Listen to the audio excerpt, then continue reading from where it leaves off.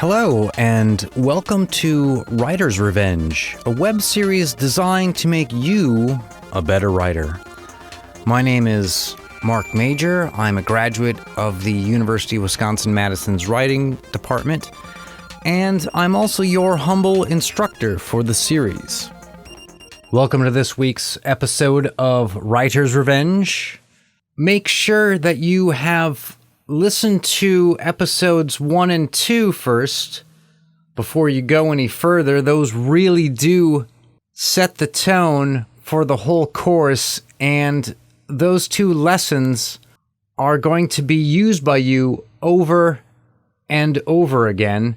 After those two lessons, it doesn't really matter which ones you get into next. You could go to 3, you could skip ahead, you could go to some of the comedy ones, some of the other ones such as planning of events like Chekhov's gun.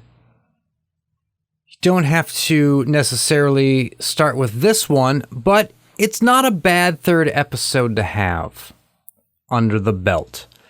In this episode, I'm going to go through part by part and show you how you, on paper, assemble a 7-person cast. There are 2 people casts, right? Essentially what we would consider a buddy movie. And those are known as a comedy of manners. And then there are 4-person casts. Those are really comedy of humors, and there's separate lessons on both of those. But I'm going to show you the 7 today and how we get to 7 characters.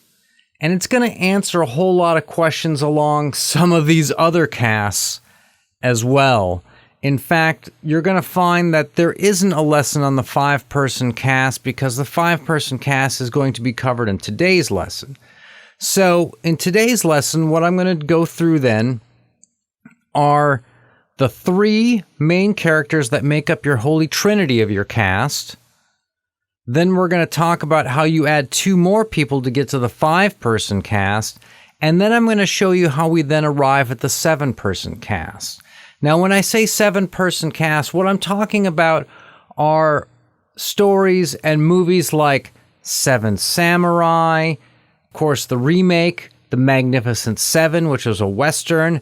And let's not forget, sort of the best teaching tool that I've found so far is to go back to the original Star Wars from 1977, which features a 7-person cast. Yes, that's right. There's 7 good guys on that team, all running around together at one point, doing a lot of fun stuff.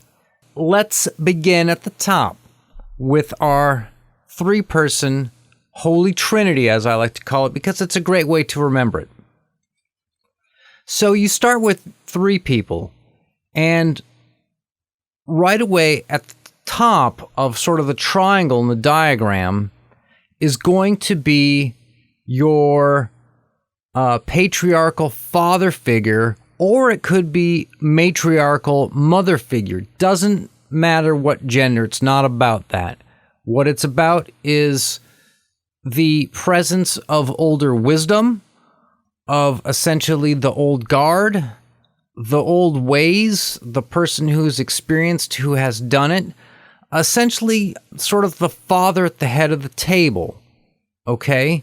Doesn't have to specifically be an actual father. Could be like an uncle or kind of, an old guru, a wise man.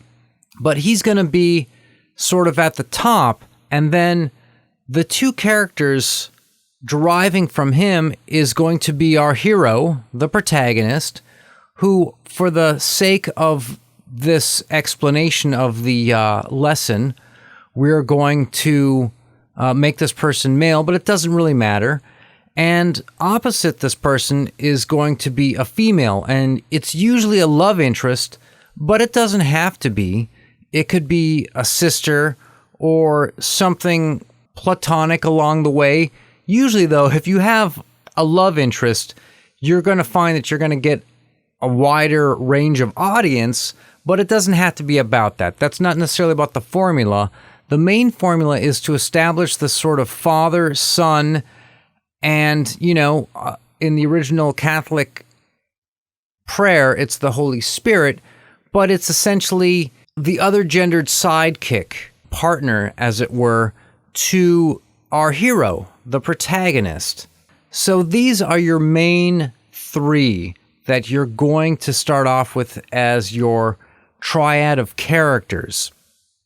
And know that the old father or mother will, of course, that's right, die off in the second act. If you listen to episode 2, where I go through the 3 acts of a narrative arc, the second act is always where things are at their worst, and someone always dies. Occasionally, they'll sort of hold off till the very, very end to maybe have the person officially die in like their, hospital bed. But for the most part, the pinnacle of the second act is the death of this main head of the table character. Now, I also have to point out, and this is in the formula, unfortunately to say to most people who don't like formulas, but the old man or old woman is a holy person. They represent the spiritual and they represent the religious. They represent the ways of religion. And really what a story is about that boy accepting the ways of religion of the old man. And it comes to him when the old man passes away, and he realizes that he needs to now officially grow up and assume all the responsibilities. And it starts by whatever adventure this person is on, their call to action and completing what needs to be done. This is the main 3 characters of your 7-person ensemble. Now we're going to go to part 2, where I show you how you get 2 more, right? The next 2 characters that you're going to add are going to act as guides for our hero. There's usually going to be sort of a devil-angel type relationship on their shoulders, and as a result, the 2 guides attached to our hero will be opposite of one another in terms of what they stand for. So if one is for nature, the other one will be for the city. If one is all about the unknown, the other one will be about what we definitely know. If one's frightened, the other one is fearsome. And these are 2 characters that our hero continually leans on to determine which way to go. These are types of guides. So you need to pick 2 characters who stand opposite of one another. So at this point, we can roll out our map of characters from pop culture and look at how some other stories have handled this up to this point. And if we go back to the classic 1977 Star Wars, we find that we have Obi-Wan Kenobi fills that role of the wise father figure. Luke Skywalker, of course, is the hero. Princess Leia at the time was the love interest. Now, they eventually changed it to sister in later stories. Doesn't matter, when they first wrote it. She was the love interest, and she was actually slightly younger than Luke Skywalker, but she was more mature in that it was his story and it was about him growing up. She had already kind of grown up by this point. So those are the 3 main ensemble pieces we have. And then off of that, the 2 side characters in this case, on the one side is the Han Solo smuggler character. He's lawless. He shoots a guy in a bar. He's motivated by money. It takes money to book his ship. He just wants his money at the end of the run. He wants to take his money and get out of there. He's not essentially an evil guy per se. He's a gray character, and they denote that by his choice of uniform in the movie being a white shirt but with a black vest on, and that gives you essentially gray, as it were. But he shifts between the white and the black. He's allowed to be in both stages, of the good and bad morally. But in this case, he's meant to be the sort of bad influence on our hero at this point. On the other side is the C-3PO character. Now, C-3PO is man-made. He is a machine. He's synthesized. He's entirely of metal, right? Han Solo, on the other hand, is not these things. He is definitely human. He's definitely alive. He's definitely wild. At one point, he makes a comment that it's one thing to be good against remotes, it's another thing to be good against the living. These are two opposite characters in terms of Luke's guides, believe it or not. And it should be noted that Han Solo also makes a comment to our father figure at one point during the story, where he says that he's been from one end of this galaxy to the other and nothing's ever made him believe in religion. So he's also the pagan character whose job is to sort of try and pull our hero to that side. Of course, it's up to the hero to pick the side of religion and spirituality and to go with the ways of tradition, even if they're older ways of tradition that have been forgotten. And that's essentially what we got in that movie, as that's what happens at the very end. So that is how you get to 5 characters. You have a father, you have a son, and you have a love interest daughter, sister. And then the hero will have 2 guides off either shoulder to sort of help maneuver him or not help maneuver him, which is in itself a way of help. We're up to 5 characters. How do we get to 7 then? Well, it's pretty easy at this point. Your cast is pretty much done. This is how you do 5 people if you were writing a 5-person story like this, 5-person ensemble. But to get to 7, what you do is you take each of your 2 guides, your sort of sidekicks, right?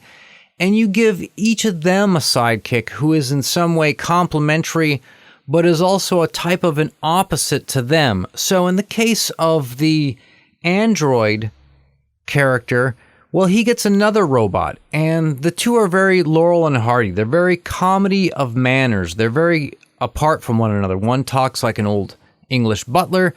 The other one doesn't speak English, but speaks in bleeps and burps, right? But judging upon reactions, he's kind of a foul-mouthed little guy. He's kind of maybe like a Tourette's robot. If we knew what he was really saying, it might shock us. One is, of course, tall, one is short, one is gold, the other one is silver. Those are all very easy opposites to come up with, and they're done really well, and they really help the storytelling. And at the same time, I have to admit, they don't necessarily hit you over the head. Now, maybe as I'm describing the story broken down into this, and I'm describing the characters, the glamour and fantasy of these movies is wearing off, and you're starting to see the craft of writing come in, and the craft of designing characters and designing looks of characters. And you're starting to get it. You're like, okay, I see what they did with this. They had to make 2 robots that didn't look like the same robot. They had to be different enough, but similar enough to where we go, oh, okay, those are robots, right? And that's how they become pair.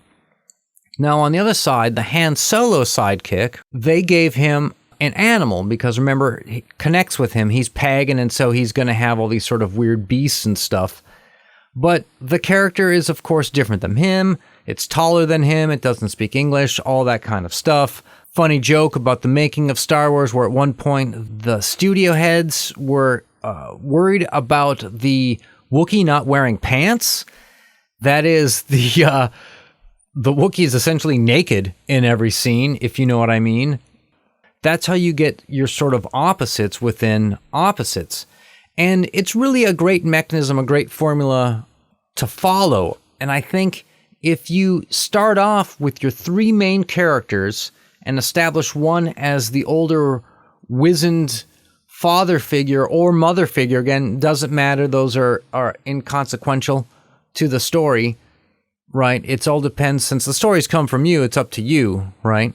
If you start with that, and then you take your protagonist, and then you grow one more figure for them to either attach to in terms of a love interest or in terms of like a brother or a sister, a sort of mate in arms, a wingman, a wingwoman, whatever, then it's real easy to have them grow a pair of sidekicks and then have the sidekicks, grow a pair of sidekicks, and it's really that easy.